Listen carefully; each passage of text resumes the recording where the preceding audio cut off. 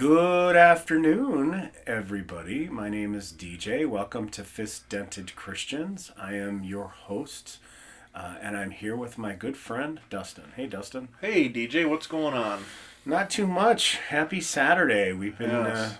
we've been rolling into 2021, and it's been really nice to be able to just get together at your house and talk a little bit more about kind of the theme that I think that we've jumped onto is just this feeling of how to sort of get unstuck. Yep. And before we started the recording this morning, I'm sitting here staring at Dustin's weekly achievement list, and there's lots of check marks next Yep. to it. And so I'm super proud of you. Thanks. How are you feeling? Feeling pretty good. Are you? Yeah, it's nice. So, a couple of the main things on my on the achievement list are workouts. So I've gotten in some good workouts, and I feel better. Like right after, you feel like a sense of accomplishment, and you get a little bit of a sweat going, and you feel like, yeah, I legitimately accomplished something. You look good. Yeah, thanks. Have you been doing any of the protein powder? Yep. Okay, so Yep. you work out, you do a little protein hit, and Yep. Right after I'm done with the workout, I do a protein shake. okay, Yep. nice. Yeah. And then some of the other things on your list too that aren't working out, you're being able to get done too. And Yeah. So I started. I updated my website. I worked on that a little bit, which was good. Oh, I didn't tell you. I just remembered. I got a new job. Oh, you didn't tell me that. Yeah. I'm so glad that I didn't know that till we Yeah. started recording. Because this is like genuine enthusiasm. Yes. Right on, man. Yes. Yeah. So it's only a temp job right now. Okay. For a couple, 2-3 months, but it's back in purchasing, which is Okay. what I wanted. So that's Awesome. good. Yeah. Fist bumped. Thanks. And then it's back in purchasing, and then the company uses a software called SAP. Okay. And I don't have any SAP experience, and a lot of companies want SAP experience, so it gets me some SAP experience. So SAP is what? It's a ERP software, so ERP stands for Enterprise Resource Planning. Okay. It's basically ERP systems are set up to run everything in a manufacturing company. Okay. Accounting, production planning, sales, scheduling, purchasing, Okay. all of that stuff. It's all under one piece of software. And Super. SAP is one of the biggest, if not the biggest, ERP software out there, which is why so many companies want experience in it, because so many companies use it. So, but I've only worked, the biggest one I've worked with is an ERP software called IFS. Okay. So I have some ERP experience, but not specifically SAP ERP. Okay. So, So this will be a great opportunity to get a little bit of that on your resume. yes. Yep. Fantastic. Yeah. When do you start? March 1st. Nice, so dude. a week and 2 days. And so that'll go into like early summer or something? Just a couple, 2 or 3 months. So Okay. May, maybe into June. Okay. And then I'll have to start looking for another job. Part-time, full-time? Full-time. Nice. Where? A company called Worth Adams up in Brooklyn Park. Okay. Brooklyn Center. I can't remember which one. Okay. But yeah, so it's like a 22-minute drive from where I'm at, so it's not bad. Fantastic, dude. Yeah. Good Yeah. for you. Thanks. Hey, what's your website again? DLDiaries.com. Okay. Yeah. And people can go there and they can maybe check out a couple of our podcasts or Yep, I have all the podcasts posted, and then I take, well, I only have one topic up right now, but I take a topic that I'm interested in, and then I read books for and against the topic, and then write blog posts about it, and then come to a conclusion. Okay. So dldiaries.com? Yep. So just the letter D, letter L, diaries? Yep. Okay. Yep. Yeah, check it out. He showed me, folks, the website this morning. It's clean. It looks good. Yeah. And the purpose of that website is to just kind of, well, talk a little bit about what you posted something on Facebook with Fist Dented Christians, and so talk a little bit about that. Yeah, so what is our purpose with that? Yeah, so DJ and I, before that we started recording, we were talking about wanting to use our gifts that we've been given to benefit people around us or afar. And the whole reason we're doing this podcast is we think we have, if we could be so bold, something to offer people struggling. And maybe that's just simply hearing that we're struggling too, and we're Christians, and so some Christian out there is like, okay, well, they're struggling with stuff and they're Christians, so it's okay if I do. Or it humanizes Christians for other people that aren't Christians. Maybe we come up with some idea that somebody hears and they're like, oh, I never thought about trying that to help with depression or whatever. So anyways, all of that is to say we've decided to do this podcast to help people, and we need to start promoting that it's out there, otherwise nobody hears about it. So I put a post on Facebook last night, Friday, that just kind of let everybody that I'm friends with know that the podcast is available on YouTube, and kind of a little short paragraph what it's about and all that. And we had some good responses and some good likes and all that. So hopefully it leads to some people checking it out, and maybe identifying with things that we're struggling with, and that helps them out. Or maybe it leads to some guests that we can have on. That'd be cool. But then all of that then leads to the website, which is just something that I'm genuinely curious about the world, and I don't ever want to believe something simply because I've heard a couple talking points about it. If I'm going to believe something and like hold it at the core of my beliefs, I want to have researched it on my own and understood both sides of the argument, and then come to my own conclusion. So the first topic that I researched for the website was God and homosexuality, and where I fall with, would God condone or condemn gay marriage within the church. So I read like 3 or 4 books that there's the classic stance that God is against homosexuality, and there's the revisionist stance that God is for homosexuality. So I read 3 or 4 books on each side, and then put up some posts about my thought about each book, 1 or 2 posts per book, and then like kind of a final post that led to my what my conclusion is. And that's what I'm going to do going forward. The next topic that I started to research but I got stalled on for a number of reasons is the New Testament trustworthy? So specifically the Gospels. If I can trust what the Gospels say about Jesus, then that leads to a greater understanding of my faith and a stronger faith. But if I research into the Gospels and it's full of holes and there's a bunch of things, then I need to rethink some things. So it's something, like I said, I don't want to ever shy away from a question because I'm scared of where it'll take me. I'd rather research it and figure it out on my own. Do you think that one of God's gifts that he gave you is curiosity? Yes. Yeah. Yeah. For sure. Like, have you ever thought about being a lawyer? No, only because lawyer. I don't want to go through all that schooling. No, you wouldn't like being a lawyer. No. Most lawyers I know are pretty miserable. Yeah. So yeah, that's kind of the gifts that I've been given, and I think you and I share a lot of similar gifts, have kind of led to the podcast, and then for me personally, my website and dldiaries.com. Yep.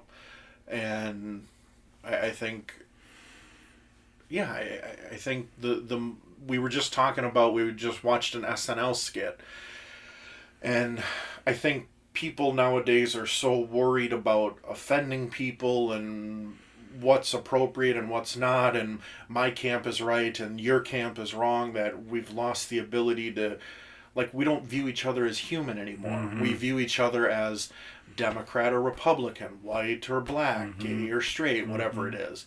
And I think for me, the more I can just put out there who I am and what I'm about, maybe that attracts some people where they're like, okay, he realizes he's not perfect, and he realizes that life has a lot more questions than it has answers, so he's someone I can engage with.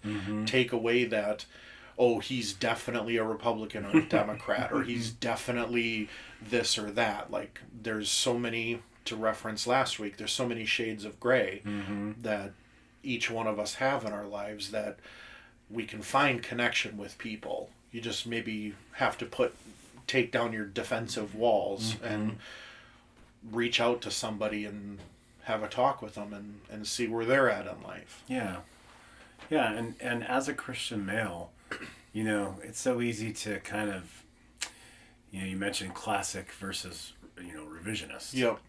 And I would probably say that I fall into the revisionist camp of being a Christian male, just because, there's a gentleman by the name of Spinoza who asked Einstein if he believed in God. And it turns out that Einstein and Spinoza sort of had the same, what I would probably say, revisionist attitude towards God. That, God is all loving and would never condemn. And, God is not the person God is not the entity that is causing all your problems, right?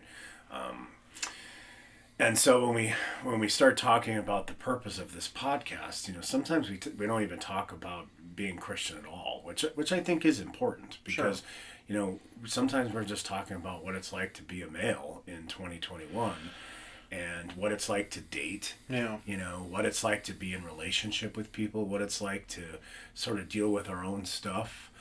We cuss, you drink. We're sexual. Right.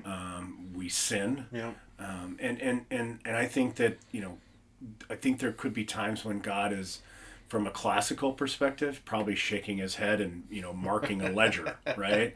Sure. And the other times God's probably, maybe shaking his head, but not necessarily rolling his eyes. Sure. But maybe kind of like rolling his eyes and, oh, Dustin, here you go again. Yep. God, I love you, man. Yep. Yep. Dummy. Yep. You big dummy. Yep. And we need to be able to laugh at ourselves. Right. And again, he mentioned that we watched this SNL skit, and it was an old one. Yeah. But as we were watching it, not only were we both laughing, but we were laughing because there was an irreverence towards. It was of a sexual nature between men and women. Yeah. And it was funny. Yeah. And I made a comment to Dustin that there is no way that you would see something like this on SNL in 2020 or 2021. Right. And that makes me sad. Yeah. I feel like a lot of what humor is making fun of ourselves and each other in an irreverent way. Right. And when people start getting super bent out of shape, it just kind of sucks the air out of the room. Right. I think collectively as a society, if we can't make fun of each other, if you really want to be offended, go back and look at some of the SNL skits from the 1970s. I mean, they're racist jokes and sexist jokes, and the funny thing is, Dustin, I know we're getting off topic a little bit. There's so much to make fun of right now in the world. Yeah. I mean. And again, I say this in a loving Christian way, but we could make fun of ourselves about gender neutrality. Right. We could make fun of ourselves about, all the rioting that's going on. Right. I mean, it's just, we are funny human beings, and everybody's so serious, and it's just, it's like you can't, it's like walking on eggshells when you walk out the door, you know? Yeah. I saw, this will probably give people an idea where I lean. So I'm driving over to Dustin's to do this podcast, and then this guy in front of me cuts me off, and he has a BLM and a Biden-Harris sticker on the back of his car. And we didn't get a chance to stop at a light, but I already had worked it out in my head that if we stopped at a light, I was going to have him roll down his window and say, "Hey, buddy, somebody vandalized your car." And he'd be like, "What?" Like, "Yeah, they put a Biden-Harris sticker on the back of it."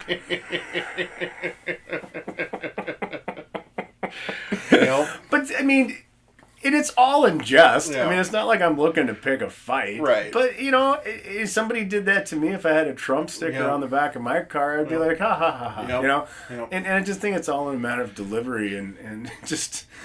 everybody's taking themselves so seriously now, and people are losing their jobs over this stuff. Oh yeah. And, some I was listening to a couple podcasts, and apparently there's some employers are asking questions about, what are you doing to, you know what are you doing about racial injustice? What are you doing to be an ally? Yeah, what are you doing to be an ally about racial injustice? Yep. And quite honestly, I just don't think that that has any place in any kind of work setting. Again, there are people that might disagree with me. I'm thinking of a few right now, but I work with people of color, and it's not a thing. Right. The thing that makes it uncomfortable for me is when people that aren't of color make it a thing. Sure. And the people of color would probably tell you that too. Sure. It makes it hard to get things done. Yeah. But no. Anyway, so I think that your gift, one of your gifts, I think that God gave you, and we're talking about the tiles and the black and white tiles and some of the gray, is I would say one of your white tiles is that you are curious. Sure. And so I would probably chalk that up in terms of your list of God-given gifts as curiosity and discernment. Sure. And we did challenge and invite people last week to start thinking about what their white tiles might be, versus what their black tiles might be, and maybe even some of the gray. And we continue to ask that. I mean, it builds on this weekly achievement list that Dustin and I do. It helps to know, and I think we ended our conversation last week. It helps to know what your white tiles are in terms of your God-given gifts and how that might align with your to-dos, right? Yeah. And so, again, I just want to bring that up and edify it and bring it into the light and just say that, if you don't really know where to start, and when we say a weekly achievement list, it's not like, pay the utility bill and go to the grocery store. Right.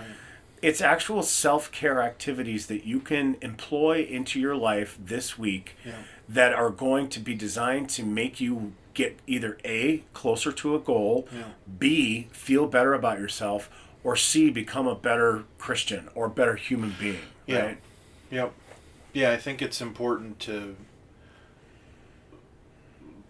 have, separate out the just, like you said, basic paying bills, and that is stuff you do because you do, but it's important to have goals for yourself for growth, to push yourself, to expand your horizons. And I think for DJ for a long time, and now me just for the past couple weeks, the achievement list serves two purposes. It's a reminder of what to do, and then it's a reward, the little check mark. You get to see the progress that you've made. Mm-hmm. And I think it's really important, especially for people dealing with any sort of mental health issues, to be able to see progress that they've made. And it could be something so simple as making your bed, or making one healthy meal a day, or one healthy meal every couple days, but it's something to build on and build momentum and get unstuck with. And I really want to encourage people to, because of my own stuff, it's so easy to get mired in the negativity. And I know, one of the problems I've had, and I've noticed it, and I don't know how to solve it yet, except to push through it. But it's always been there. When I work out, I always assume that the workout is going to be too difficult for me, that I'm not going to be able to complete it, that it's going to exhaust me, and I get this anxiety about the workout. And the workouts that I'm doing now, I do lower body 3 days a week, and then upper body 3 days a week, and then I rest on Sundays. Fantastic. Yeah, and the upper body workout is easy to breeze through. For some reason, I've always found upper body workouts easier than lower body. The lower body one, it's simple. It takes 10 minutes, but I get this anxiety feeling halfway through it where I'm just like, oh, this is too much. Even though I've now done it for 3 straight weeks, so I know I can do it, I still about halfway through, I'm like, oh, this is too much. I'm never going to complete it. It's too hard. I can't handle it. And I've just learned over 20 years of dealing with this that I just got to push through it. And for a long time I searched for some answer that would make it easy. Turns out it's not easy. It's never going to be easy to get through it. It might get to a point where it's easy, but the only way to get to a point where it's easy is to do a bunch of work to make it easy. Oh, that's so good. And so I'm just learning that when I'm outside doing my lower body workout and that anxiety creeps in that I can't handle this, it's too much for me, just keep pushing. And I can stop at any point. And I think that realization is, it can be damaging because you might stop, but it can also be helpful because, like you were telling me, I think last week with your swimming, where you just started out and you're just like, okay, I'm just going to do one lap. And then you got close to finishing that lap and you're like, all right, well, I guess I can do 3 laps. And then you did 3 laps or whatever.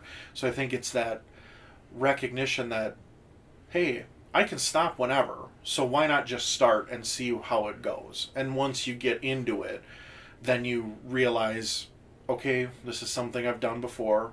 This is something I'm capable of doing. Push through these negative thoughts and emotions and get it done. So what you're doing is you're building character. Yeah. Okay. I think we inherently have a character, but Sure. I think almost as though we have resilience. Yeah. I think people are on the spectrum, different thresholds of each. But when you push through that anxiety and you do that workout, you've built character. Yeah. And it might just be a modicum of character, but if you push through that and you do that for a year, Yeah. you have amassed in your character bank a shit ton of behaviors Yeah. that have built your character. And there is nothing wrong with that. Right. And I think that as a Christian male, it is vital for us to be of good character, be of good character and strong integrity. And you say you were pushing through, and fantastic, by the way. I'm so proud of you lately. Thanks. Pushing through, and we wanted to kind of start with this because you're doing this on faith. You're doing this on faith that you have the ability, and you're doing it on faith that at some point there will be some manner of reward. Kind of like you go to work and you make a paycheck, right? And so if you're investing in yourself, there should be some manner of reward, whether it be small or large. Yeah. Okay. Even if it's just like, oh, I feel sore, but it feels good, you know? Or after the week is over, I've worked out 6 days this week, I'm going to have a freaking pizza, Sure. I'm going to reward myself with sleeping in or a pizza, or just, maybe I'll just binge some Netflix today, just rejuvenate my body. Or there could be a reward, and I was telling you this story before we started, and maybe we can kind of finish with this, is I'm the same way. I get anxious, about things that I need to do, and so I've been pushing through and just doing them, and it's so stupid. I mean, for those of you listening, I'm sure you get the fact that we create these little fears and anxieties over things that we shouldn't. We know it doesn't make sense and it's irrational, but we do it anyways. Yeah. And so I had a little bit of that this morning. I woke up early, about 6, and got my daughter off to work. And I had 2 choices. I was kind of at that crossroads, that figurative crossroads. I could get back into bed, which I wanted to do, because it's Saturday, or I could go swim and work out. I worked out 6 days this week, 5 or 6 days this week, with today. Yeah. And so I went to the gym and I went swimming, and there's all these little series of barriers. So I get to the gym, it wasn't open, and I'm like, oh my gosh, should I just blow this off? Sure.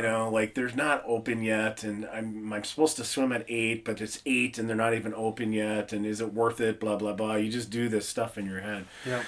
So I went and did something else, ran another errand, came back and swam. Did a mile. Yeah. Did a mile within about 30 minutes. And so I pushed through all the little mental but also life barriers that kind of get in the way.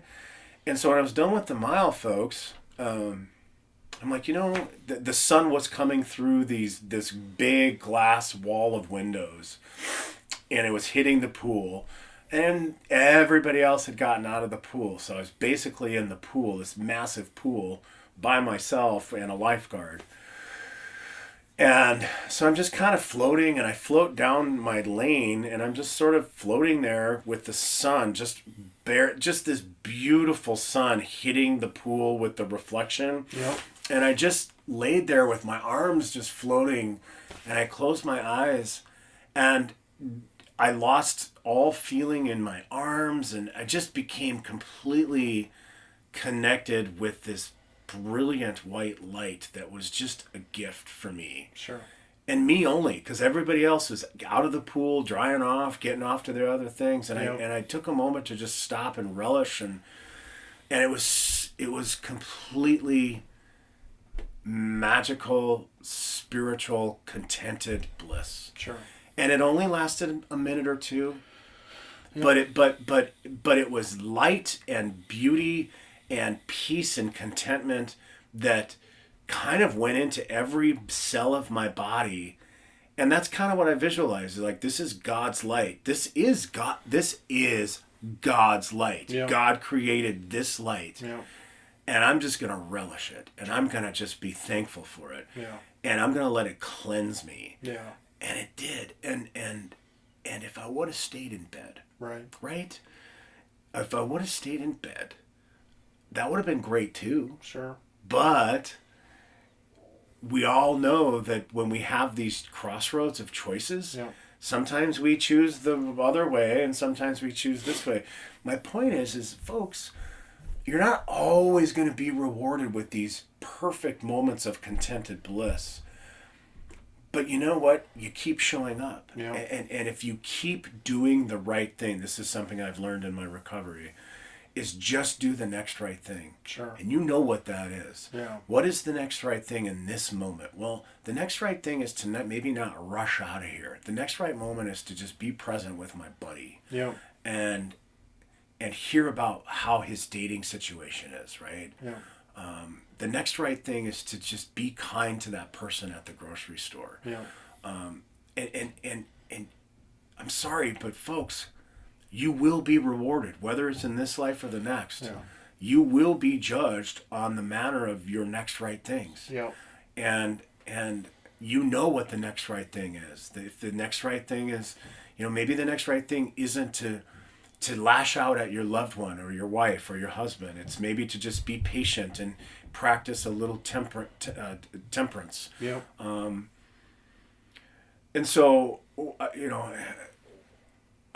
I guess maybe we can finish with that is maybe, as we talk about this theme of recognizing God's gifts in relation to this idea of trying to unstick ourselves from the muck and the mire of, this fetid, irrational thinking that we put on ourselves. Yeah.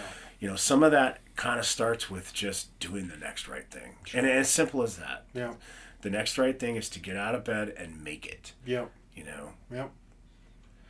Yeah, I think the important thing, and it might be something we could talk about next week, there's the next thing might be difficult, but that's okay. Like I said earlier, I've been searching for so long to find if I just do this, then everything is going to fall in line and it'll be easy.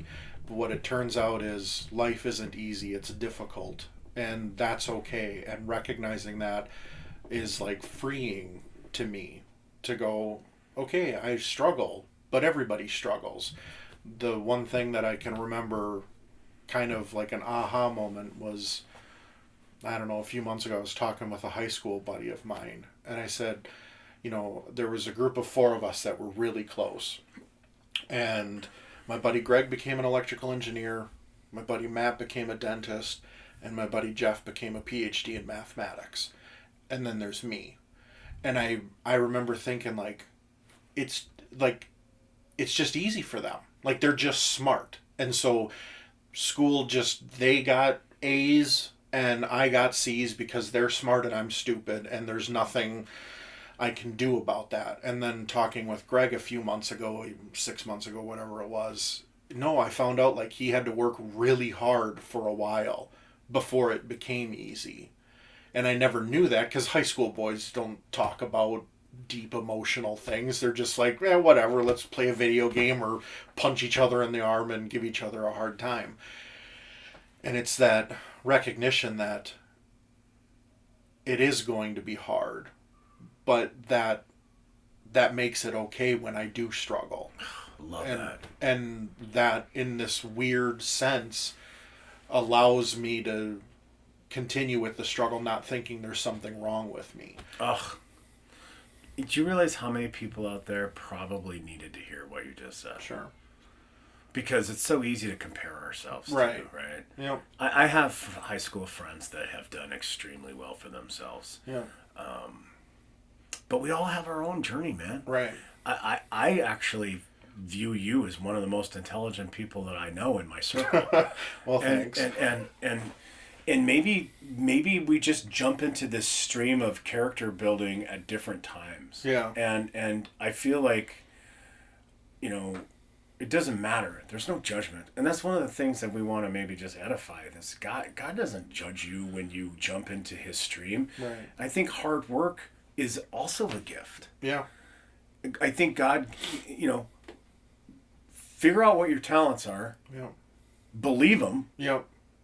And then work your ass off on them. Yep. Absolutely.